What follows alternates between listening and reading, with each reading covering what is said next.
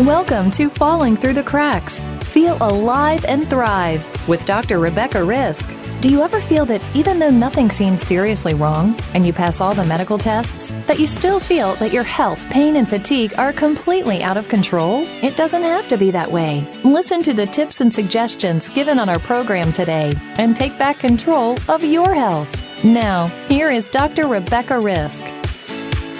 Hi, everybody. Welcome to Falling Through the Cracks. Today, we're talking with Halley Bock. She is the author of Life Incorporated, a practical guide to wholehearted living, and founder of the CEO of Life Incorporated, an organization that fosters mindful connection in all areas of life as the means to experience a wholehearted, fulfilling, and joyful life.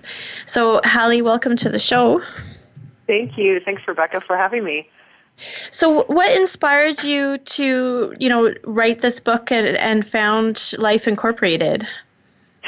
Yeah, that's a good question. I spent the last decade of my life specifically working in the field of leadership development and training others on the art and skill of conversation, which is really how do we connect with one another? How do we move our relationships, our businesses forward through this thing called conversation, which, surprisingly overlooked. And yet it's this free, always available resource to us.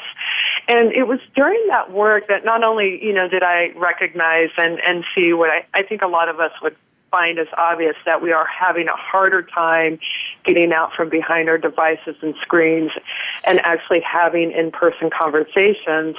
But in order to have a meaningful and rich conversation and connect with another person, you must first be connected to self. There needs to be an anchor or grounding in yourself. And it became more and more clear to me as I saw stats such as that we are the most obese, medicated, addicted, and stressed that we have ever been as a nation. And with these individuals, I was training on how to connect with others, that really we've become uprooted from ourselves, almost like these trees that have been toppled over upside down with our roots hanging out, and we're not even aware, but yet we're just very reactive and not knowing where to turn. And so recognizing that as a bit of an epidemic, honestly, in America, I really took my work and wanted to put down working with organizations and sharpen my pencil and work at the root cause and what's getting in our way as individuals to be comfortable in our own skin, let alone with another person. So what does the title Life Incorporated mean? Life Incorporated, it's not about, ink in terms of, incorporating a business, yet I think a lot of us treat our lives that way. We're trying to build a portfolio. We're trying to look good online and in every way and polished and shined. But instead, it's a bit of a play on that, and it's to bring all of life and incorporate all aspects into it as a whole, as opposed to living our life and sort of having a career track and perhaps a face that we have that we present to the boardroom, a face that we have and present to our family, a face that we present to our friends, and all these disparate pieces of life that we're either really aware of in our nurturing or likely have dropped altogether because we're so hyper-focused on one area.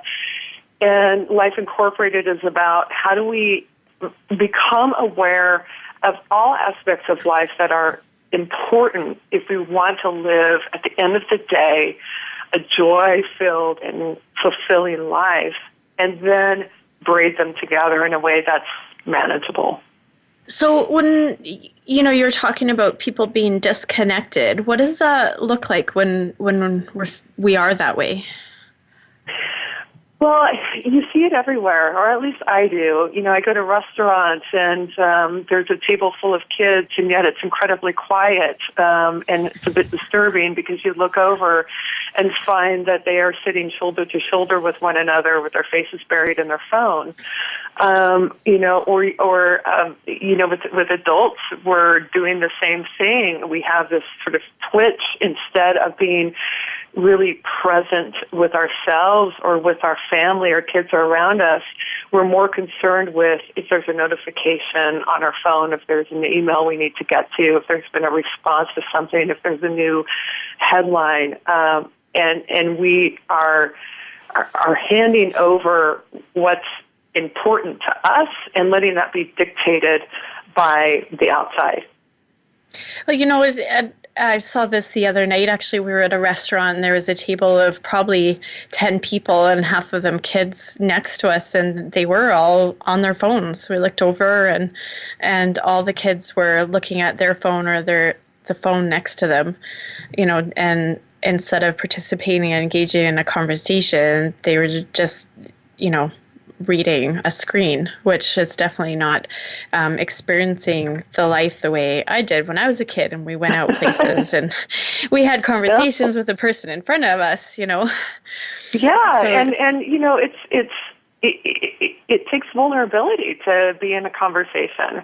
But that vulnerability is really important if we're going to learn how to empathize, with another, and really understand the impact that we're having in conversation. And not all of them are going to go well, but rather than be afraid of those conversations that don't go well, we need to have them to be able to learn, okay, how is it that when I connect with a person and I say something and that impacts them in a negative way, I need to see that and not hide behind a screen or an emoji that I'm throwing up with a smiley face, when really that's not what's going on here.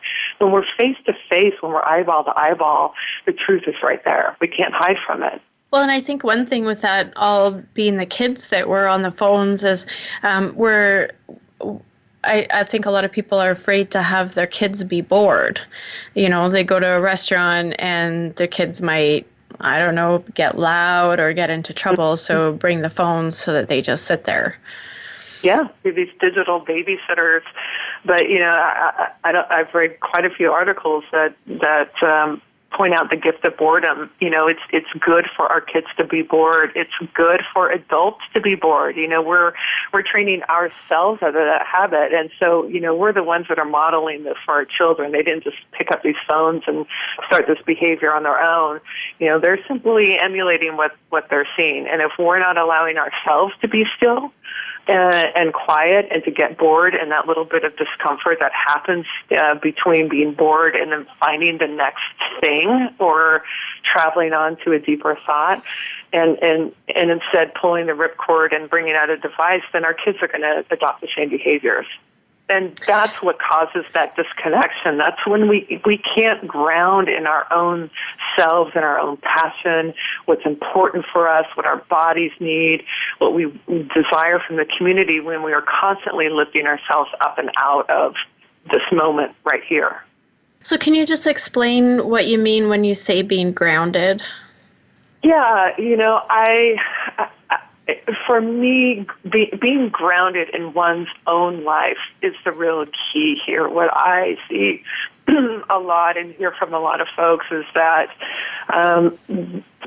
we have reverted to finding our self-worth or hustling for our self-worth by emulating what others have, what we see on social media, what kind of car we see that's parked down the driveway, what our friends have, and instead of looking within and to that vulnerable place of really what turns me on, what is meaningful to me, what would give me value and be enriching and rewarding to me, and spending the time to really go deep and figure that out. Instead, we sort of borrow the masthead off of someone else's, ship and sail with that. But when we do that, when we just try to go for accolades and collect things that we see others have and stuff ourselves with them, we don't fulfill that need for self-worth. In fact, we become even more empty, even more frantic and desperate and unhappy than before because it doesn't belong to us. It doesn't belong to us. So it can do nothing for us. And what I want more than anything is to help people realize that is why you're continuing to suffer in this loop. And instead, we need to stop and turn in and get quiet and come home to ourselves so that we can determine what it is that will make us happy. Only that is going to scratch that itch. Only that.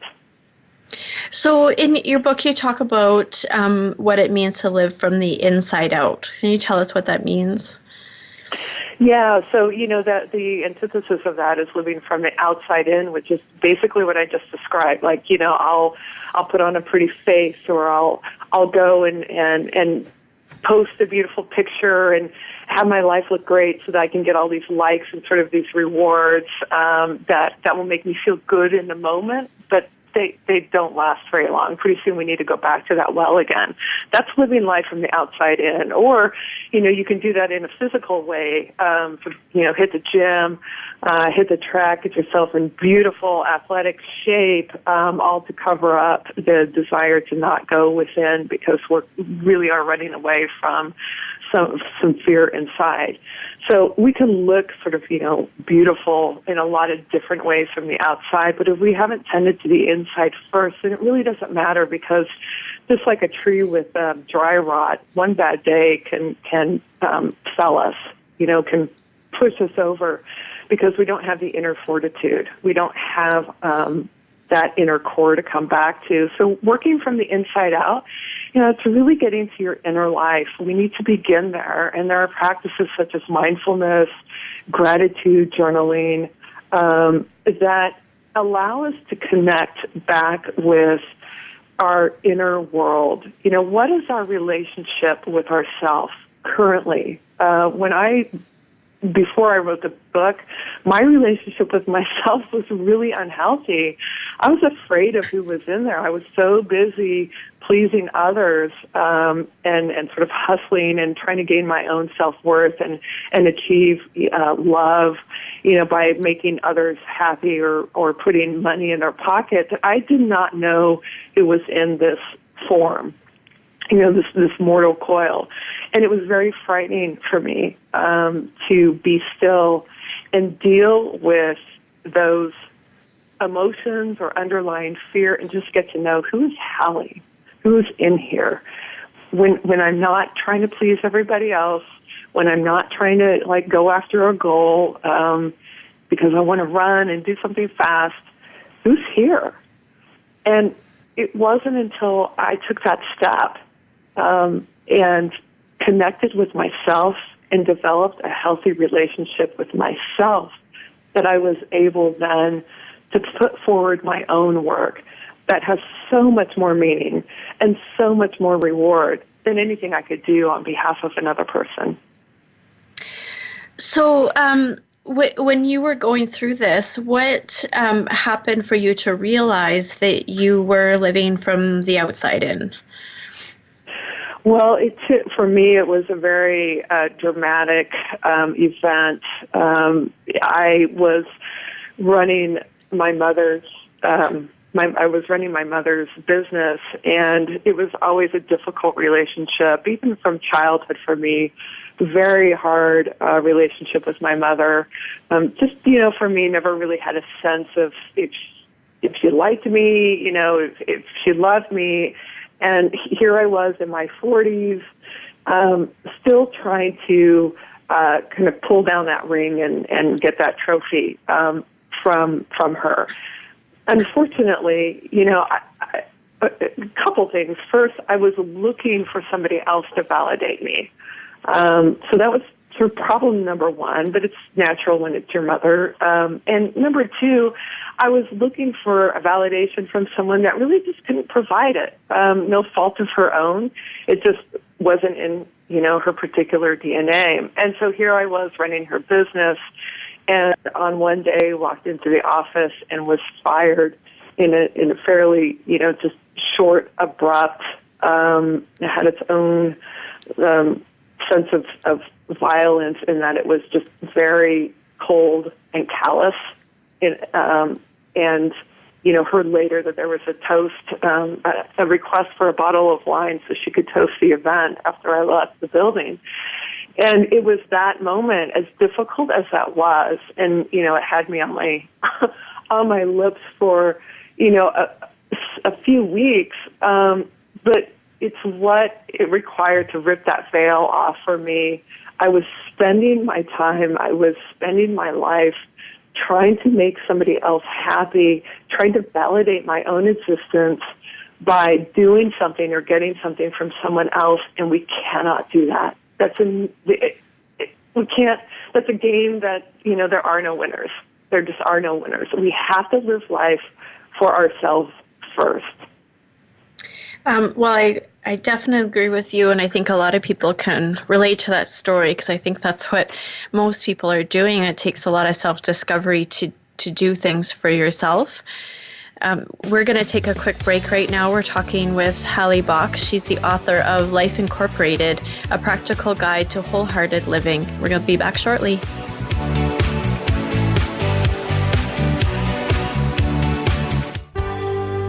Your life, your health, your network. You're listening to Voice America Health and Wellness. What causes us to be sick? We're not talking about the actual illness or the scientific cause of illnesses. We're talking about your body and health. Listen for the healing whisper of return to peace. Each week, host Dr. Marianne Chase shows you how to listen to your heart to identify poor health, stress, and disease. You'll learn how to heal energetically and spiritually, as well as physically. It's time to depend less on the drugs and more on the heart. The Healing Whisper airs live every Friday at 11 a.m. Eastern Time, 8 a.m. Pacific on Voice America Health and Wellness. If you have a loved one that is undergoing treatment for substance abuse or mental illness, you owe it to them and yourself to tune in to 1 Hour at a Time with host Mary Woods. This compassionate and educational talk show will help you help those that you love by better understanding their condition and their personal recovery process. Tune in every Monday at 12 noon Pacific Time to 1 Hour at a Time on the Voice America Health and Wellness channel. Recovery begins this hour. Now you can take your favorite Voice America radio program with you anywhere. Sign up for our mobile app if you have an iPhone, Android, or BlackBerry. The Voice America Interactive Radio Player, powered by Aircast, gives you the freedom to listen to any of our programs, anywhere, live and on demand. No registration is required. Listen to your favorite Voice America hosts and discover new ones. Download the Voice America mobile app for iPhone, Android, or BlackBerry, powered by Aircast. Visit the Apple iTunes App Store, BlackBerry App World, or Android Market. You're listening to Voice America Health and Wellness.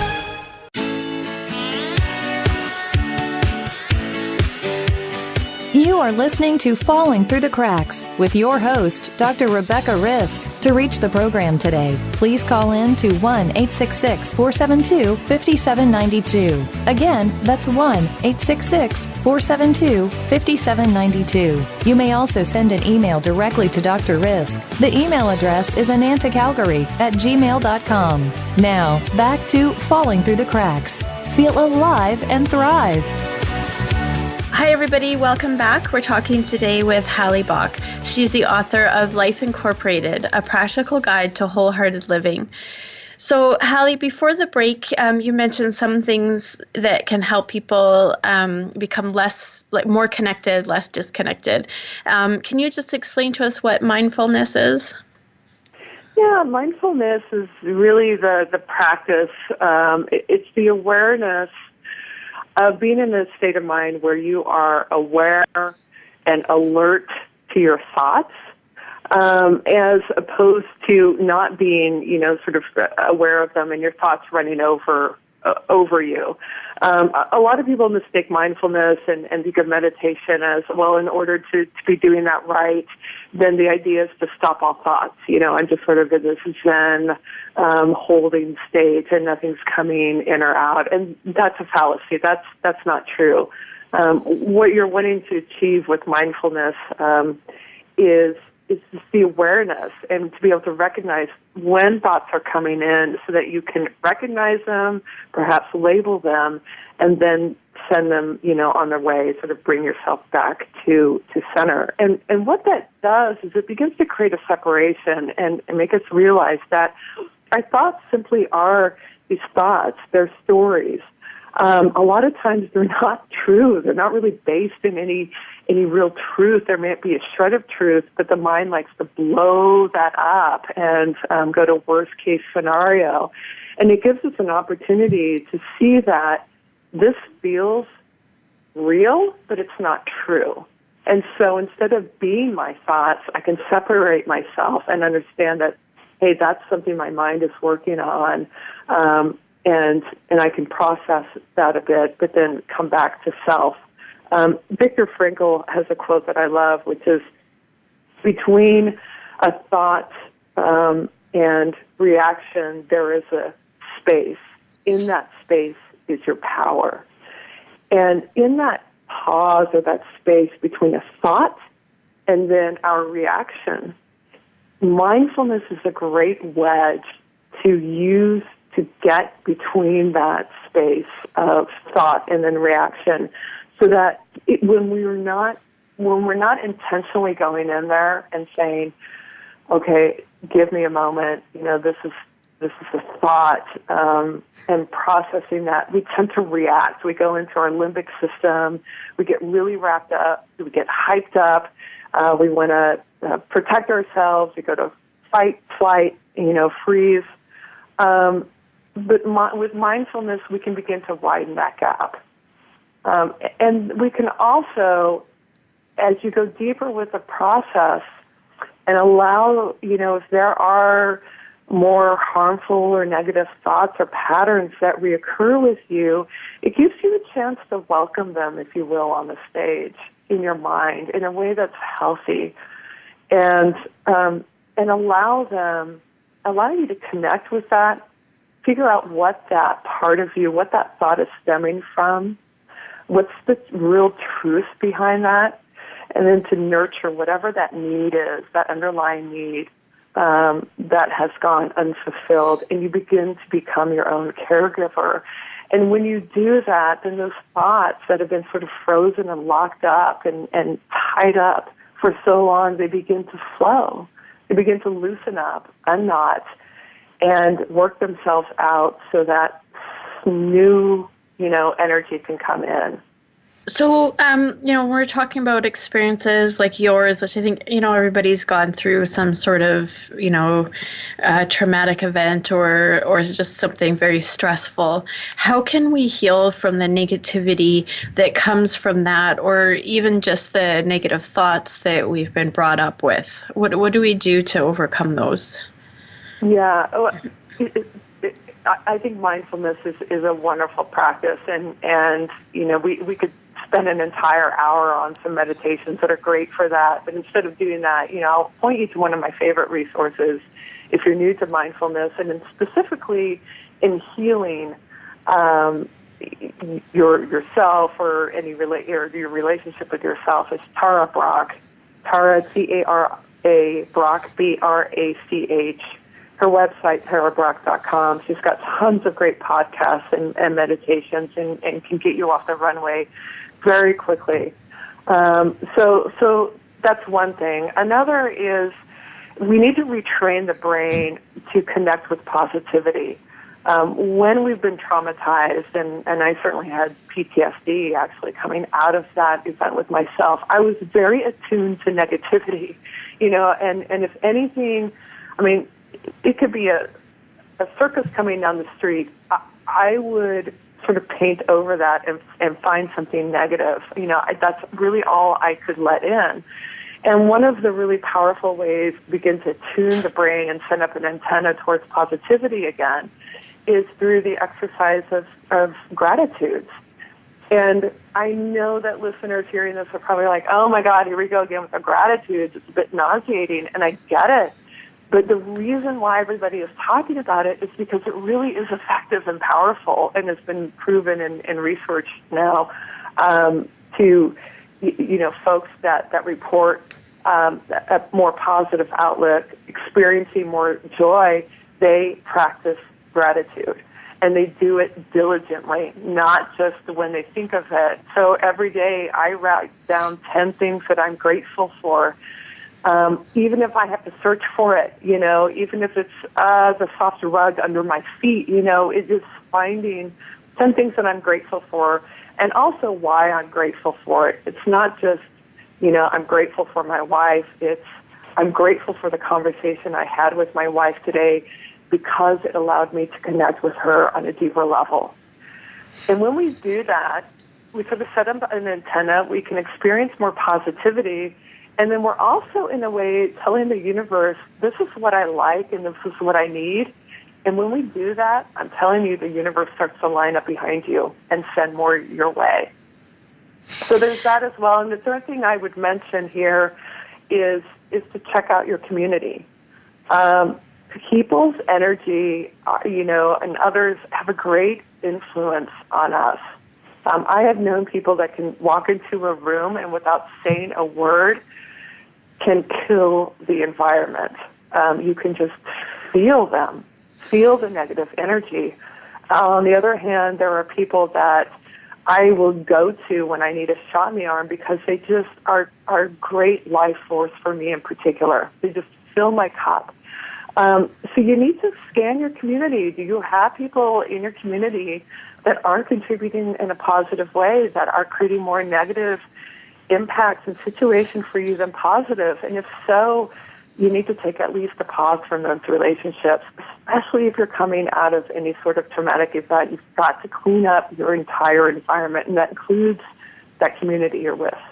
Well, I know for some people, say they're brought up with a lot of negativity, instead of being drawn to the ones that, fill their cup, they're being drawn to the ones that will reinforce how they were brought up. So how can somebody start to recognize that that's happening and they need to change that? Yeah, and that's a tough one, right? Because we our brain likes patterns, and especially when there's emotional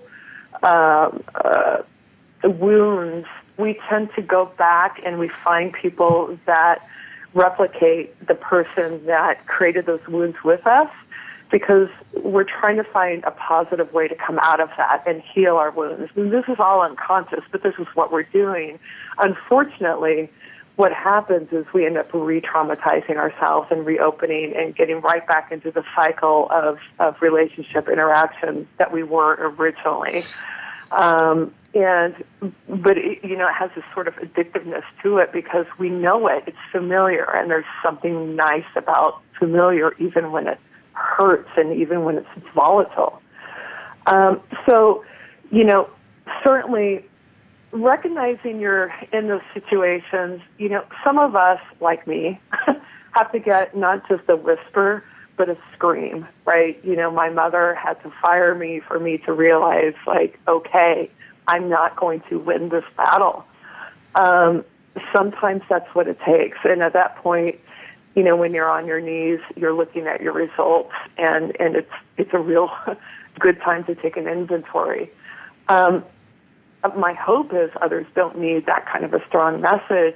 I would just begin to look around, and ask yourself, are these relationships, especially ones that are volatile, that are up and down, you find yourself leaving, you find yourself coming back, there's a lot of strong emotion, to, pause and really get real with yourself. Is this emulating another relationship I have had in the past? And if it looks like another relationship you've had in the past, then that is your cue that you are trying to heal emotional pain with this person. And it's a toxic situation in that case. And when you do recognize it, really what you need to do, as much as I'd like to say mindfulness could help you, it can be a great add-on, but really a therapeutic process for understanding, okay, what is it I'm trying to get? You need that outside perspective. I think sometimes we all need an outside perspective just to point out that we have these patterns if we can't see them ourselves. There's always something that we don't notice about ourselves because it seems normal. Mm-hmm. And it takes either a very dramatic event or someone to point that out for us to help us change that in our process of healing.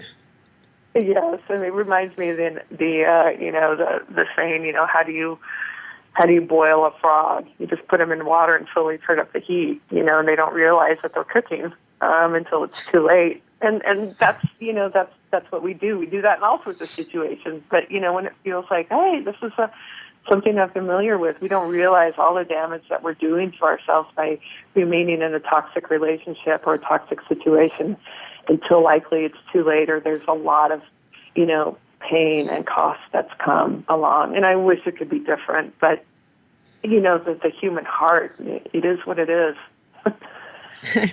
Definitely. It's what makes us so complicated. Yes. So when we're going about this process, how important is our physical well-being? That's hugely important. We can't just look at one side. I met a lot of folks in the mindfulness community who have really paid a lot of very much focused on their inner life and sitting on the cushion, so much so that their physical well-being is clearly in a poor state. And as much value as we put on sort of that Zen state of mind, your body is your temple, and so that says something. If we're not taking care of that side as well, then we're not fully integrated. So, our bodies, they give us the courage to go and pursue that which we need and give us energy to do it and really the brain power, the clarity that we need in order to live the fullest life possible. So how we nourish ourselves, how we fuel this body we're in is really important because, it's the saying, garbage in, garbage out. If we're putting garbage in our bodies, then at some point we're really minimizing our potential. And we just simply can't deny it. And movement is incredibly important. I don't think you need to go to CrossFit. I don't think you need to go sign up to, run a half marathon program or anything like that. But you do need to be at least, hopefully, 20 minutes a day getting to an aerobic level with your heart rate because your body needs that. We were built to move. We were not built to sit. In fact, there's more and more research of how actually devastating sitting for too long is on our bodies. So we've got these legs, we're built the way we are because we're meant to be walking, running, moving, crawling, picking up things, and we need to do that. Well, I definitely agree with you. We're going to take a quick break. We're talking today with Halley Bock. She's the author of Life Incorporated, A Practical Guide to Wholehearted Living. We'll be back shortly.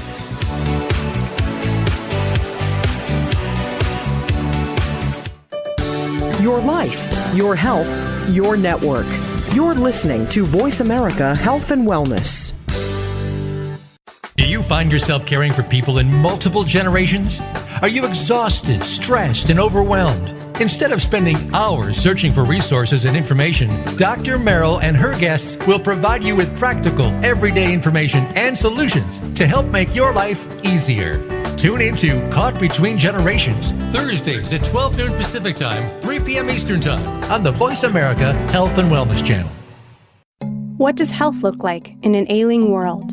How do we tend what needs our care? Join revolutionary wellness talk radio hosts each week as we explore pathways to health for self, society, and the planet. We are home to a range of voices, as there is no single roadmap for meeting the challenges of our times.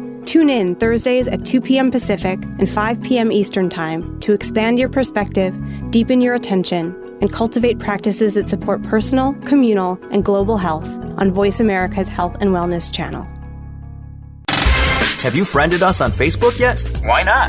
Just go to facebook.com/Voice America or search for the keywords Voice America. Once you are part of our Facebook network, you'll receive daily messages about what's happening with our shows, this week's featured guests, and new happenings of the Voice America Talk Radio Network. And you can add your voice to the always active discussions on our wall. Just go to facebook.com/Voice America or search for Voice America. Opinions, options, answers. You're listening to Voice America Health and Wellness.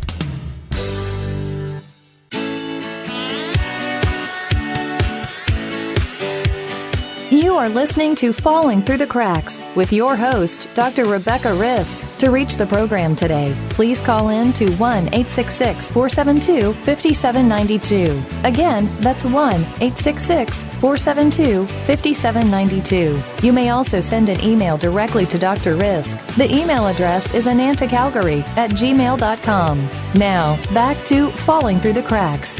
Feel alive and thrive. Hi, everybody. Welcome back to Falling Through the Cracks. Today, we're talking with Halley Bock. She's the author of Life Incorporated, A Practical Guide to Wholehearted Living.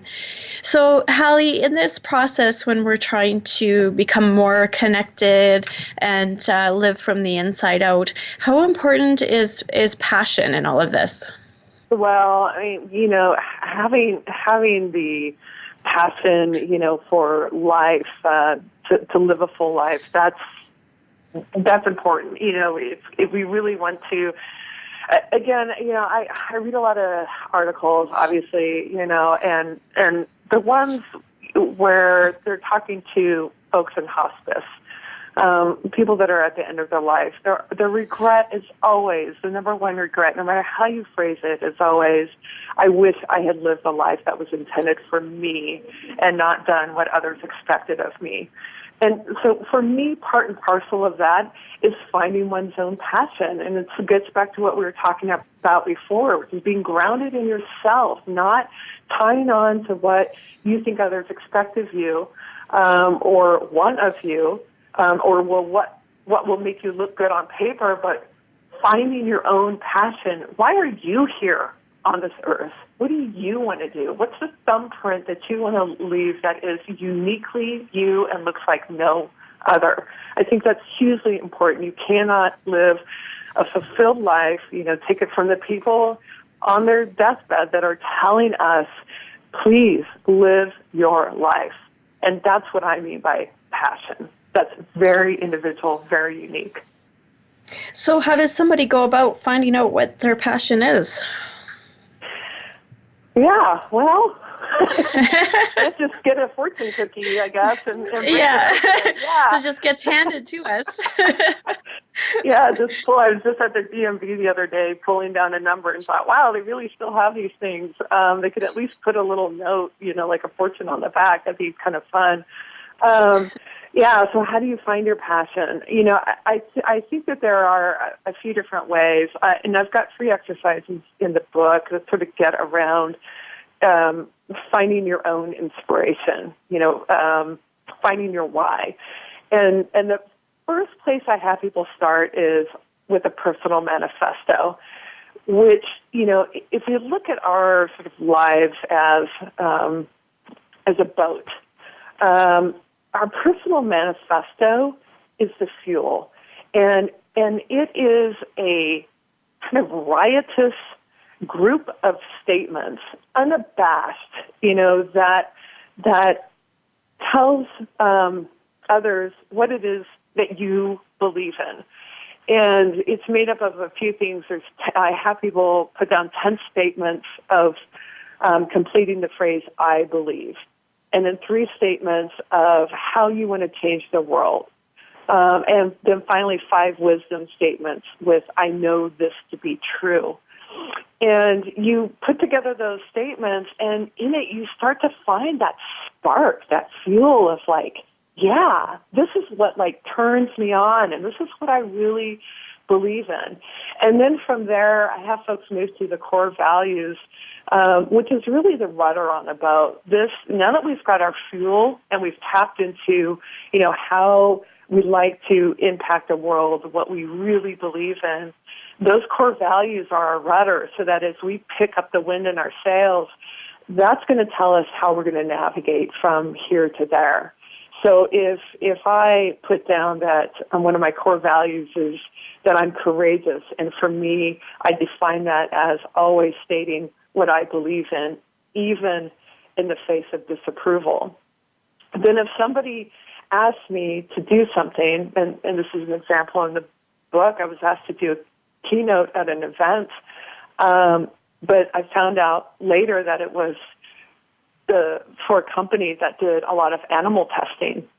And I was so excited because I got this keynote and it was the first gig, and it was like, this is great, I'm fully on fire and it's going to be on the topic I want. But, oh my gosh, as an animal lover and someone who is just staunchly, personally, very much against that, I can't do it, because one of my core values is to be courageous, and it is to stand up for my thoughts and beliefs, even, no matter what. And so I had to follow that core value. And so that's what I mean by that rudder.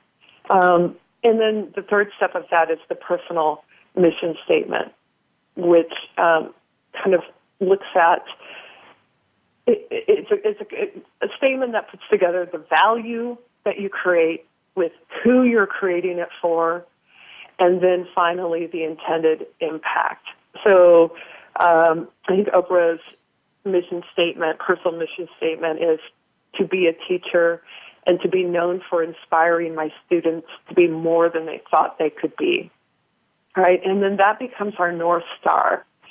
So we've got our rocket fuel, we've got our personal manifesto that's very emotive, we've got our rudder in the ground, our core values, how we're going to navigate from here to there, and then we've got our mission statement, which is our North Star, where we're ultimately headed for, pulling us along.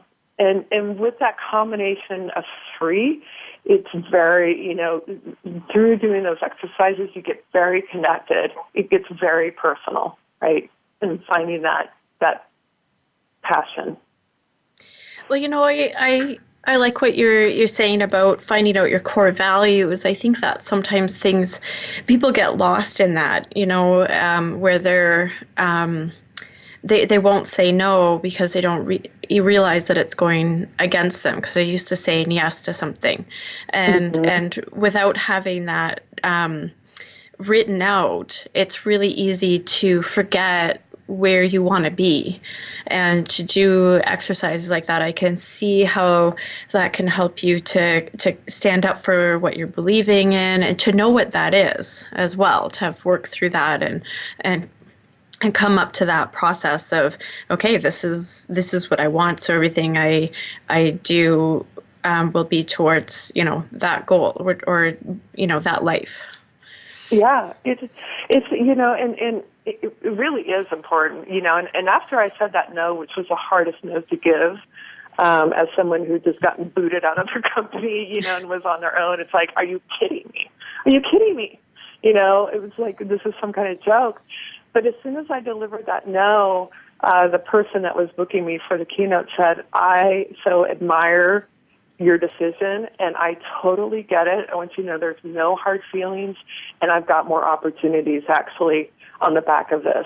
And so it turned out to be even more. And I know that this person respected me a lot more for showing up the way I did. But you can't do that when you don't take the time to know who you are. But when you know who you are, then when you step down and you move forward, you can really make an imprint, in life and then with others around you. You can have an impact. Well, and I think it can be very, very catching as well, as somebody else sees you make those changes in yourself, and of course they're going to want that passion and that joy that's coming from you for themselves as well. Yes, definitely. It's contagious. Yeah, I think so. Mm-hmm. So in your book, you talk about avocation and vocation. What is that? Mm-hmm. I talk about avocation and vocation, and I'll tell you what those two are in just a minute. But first I want to say why. Why do I talk about both? And I talk about both because I think very often we, especially as Americans, we overlook the importance of having an avocation. we tend to look at our life, and I use the model of a tree to represent a life. The soil is the foundation, so that's where the health of our inner life, our physical well-being, and our communities sit. That's what will nourish us. And then our roots are the inspiration. That's what we just talked about. Our core values, our personal manifesto, our personal mission statement, our why, right? So we can draw that up, and then the branches of our tree are all the ways in which we can express that which matters to us. And too often, I feel like I see these trees that have one huge branch, and they're leaning way off to the side. That is their vocation. And it's like everything gets poured into their job. It's all about going sort of up the ladder and achieve. And because as good Americans, we're so goal-oriented and we were going to go up and up and up, oftentimes we forget why we're doing it until we're at the top and then think, what am I doing here? But needless to say, we get so hyper-focused and then one-dimensional because we're just paying attention to that one opportunity of expression, when in reality, we have other opportunities. We can have avocations. We can have more than just one vocation, but we could certainly have multiple avocations. And so a vocation it really should be something that is connected to a sense of a purpose in you. It should, if it's really a vocation, there's a sense of calling to do the work. Some of us get that, some of us don't, but at the end of the day, a vocation delivers monetary reward in exchange for your time and talent. Whereas an avocation is, again, it's connected to something that you're passionate about, something that you have a big desire to do, but it has absolutely no pressure to deliver monetary reward or outcome. So for some, that could be an athletic endeavor. For others, it can be volunteering. It could be, doing coaching. It could be having a little jewelry business and selling on Etsy.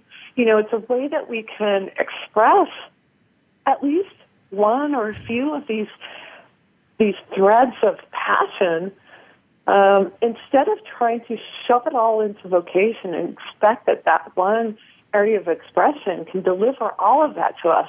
I mean, I don't know about you, but I'm pretty complex. I'm not just passionate about one thing. There's multiple things that fire me up.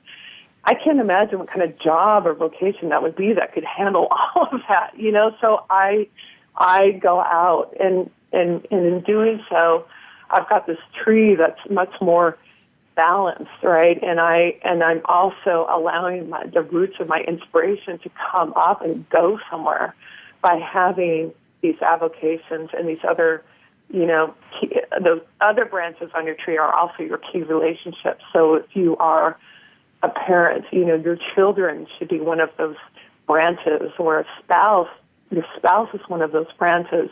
We want to make sure that we're tending and allowing all of that to be expressed in a healthy way. So how important are those key relationships in all of this? Well, I think it's important to have key relationships. If we're just by ourselves, we tend to get weird, we need other people, like you said earlier, to give us that outside perspective. That's good. And to also just be in relationship with others and continue to develop compassion and empathy. And I mean, we're social creatures. That's what we're built to do, right? Is to be with. And so those key relationships, as they're defined in the book, are those relationships that you choose to be in, right? Nobody's forcing you, nobody's paying you to be in them. They're of your own volition, and you're spending a significant amount of time with that person, or at least on that person. So it could be, you may have a best friend, that you're just really tight with, and you would consider them a key relationship. I think what's more important is not how many key relationships you have on your tree. I often find less is more in that case. But it's once they are on your tree, once you've identified them. I have 2 kids. I have a spouse. They're on my tree, so they're important. They're key relationships. So I have to make sure, and I don't always get it right, and this book is not about being perfect, because perfect is boring, and it's impossible. But it's like, okay, so I can't just focus on, as excited as I might be about work and my vocation, I could spend a lot of time there, but I've got these other things, these other relationships here that I need to take care of so that the leaves at the end of those branches are there. I don't know how many times that I have met people, who have a really strong, healthy-looking tree or a great vocation, but they're, if you looked at the leaves as their impact and the health of their relationships, it would be impermanent winter. They're just void. They're not looking out for them at all, and we need to. Well, Halley, hopefully people listening to this show can figure out, how to do that. And your book also lays out some really great ways for people to do that. Is there a way that people can get a hold of you or your book? Yeah, absolutely. The book is on Amazon and Barnes & Noble as well. And to learn more about me or get into contact with me, they can visit my website. That's lifeincorporated.co. lifeincorporated.co, and they can find me there and email me from there if they wish. Okay, perfect. Well, I want to thank you so much for joining me today. Thank you for having me. And I want to thank everybody for listening, and be sure to make today a great day.